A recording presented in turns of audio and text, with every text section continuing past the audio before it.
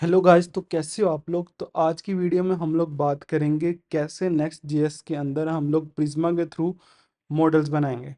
ठीक है, एक ई कॉमर्स की ऐप के अंदर डिफरेंट तरह के हमारे पास टेबल हो सकते हैं। फॉर एग्जांपल यूज़र को स्टोर करने के लिए यूज़र का टेबल, प्रोडक्ट्स को स्टोर करने के लिए प्रोडक्ट्स वगैरह का टेबल। ठीक है, तो हम चलते हैं वीएस कोड में और देखते हैं कि कैसे हम लोग प्रिज्मा के थ्रू मॉडल्स क्रिएट कर सकते हैं नेक्स्ट जेएस के अंदर। तो लास्ट टाइम हम लोगों ने डॉट ई में ये डेटाबेस यूआरएल लिखा था, तो यहाँ पे हमें पोर्ट भी चेंज करनी पड़ेगी।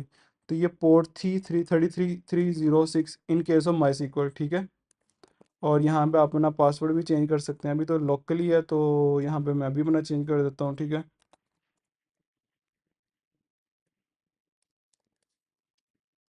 ठीक है, यहाँ पे भी हम लोगों ने इसे सेव किया था। अब हमने जो मॉडल्स क्रिएट करने हैं ना, वो स्कीमा डॉट प्रिज्मा के अंदर जाएंगे और यहाँ पे हम लोग 1 और 2 model depending on our needs हम लोग क्रिएट कर सकते हैं। तो मॉडल क्रिएट करने के लिए हम लोग यहाँ पे लिखेंगे मॉडल, उसका नेम। ठीक है, मॉडल का ब्लॉक क्रिएट किया, उसका नेम। फॉर एग्जांपल मुझे यूज़र का मॉडल क्रिएट करना था, तो मैंने यहाँ पे मॉडल यूज़र लिखा। उसके अंदर क्या क्या फील्ड्स होनी चाहिए। फॉर एग्जांपल हमारे पास एक आईडी की फील्ड होनी चाहिए जो कि यूनिकली आइडेंटिफाई करे कि हमारे पास किस टाइप का मतलब कि कितने यूनिक यूज़र्स हैं। ठीक है, और तो मोड आईडी इंट, और हम लोग इसमें एट्रीब्यूट्स भी डिफाइन कर सकते हैं ऐट द रेट करके, जिस तरह आईडी। ठीक है, इसकी हम लोग एक बाय डिफ़ॉल्ट वैल्यू में दे सकते हैं डिफ़ॉल्ट। ये ऑटो सजेशन जो आ रही हैं, ये प्रिज्मा की उसी एक्सटेंशन के थ्रू आ रही हैं। ठीक है, और यहाँ पे हम लोग डिफ़ॉल्ट वैल्यू दे सकते हैं 1 2 3। ठीक है, यूयूआईडी वगैरह भी दे सकते हैं। अभी के लिए फ़िलहाल मैं इसे ऑटो इंक्रीमेंट देता हूँ, ताकि एक एंट्री क्रिएट होगी तो उसकी आईडी 1, फिर 2, और इसी तरह सो ऑन ऑटोमेटिकली खुद ही चलती जाए। ठीक है, उसके बाद मैं सेकंड जो सी फील्ड है वो बनाता हूँ ईमेल की,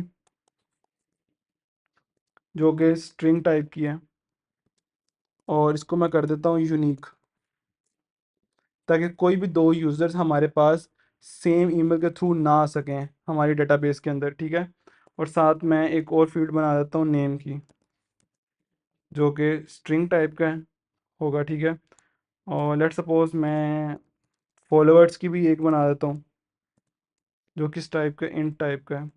ठीक है, बिग इंट भी आ रहा है। तो ये डिफरेंट तरह की हमारे पास ये जो इंट है, स्ट्रिंग है या इंट है, ये बेसिकली डिफरेंट तरह की इसकी अंदर टाइप्स डिफाइन कर सकते हो आप, कि मेरी इस फील्ड का ये टाइप होगी, इसकी ये टाइप हो सकती है।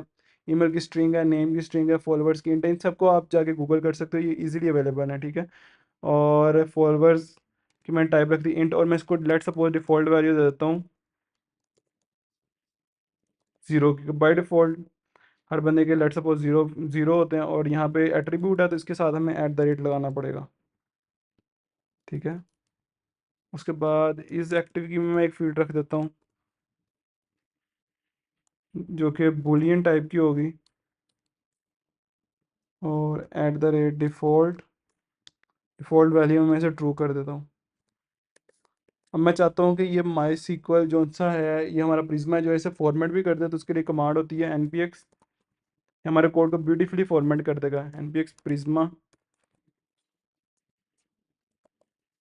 फॉर्मेट। ठीक है, तो ये हम इसने हमारे जो सा मॉडल का उसको जो सा इसने फॉर्मेट भी कर दिया।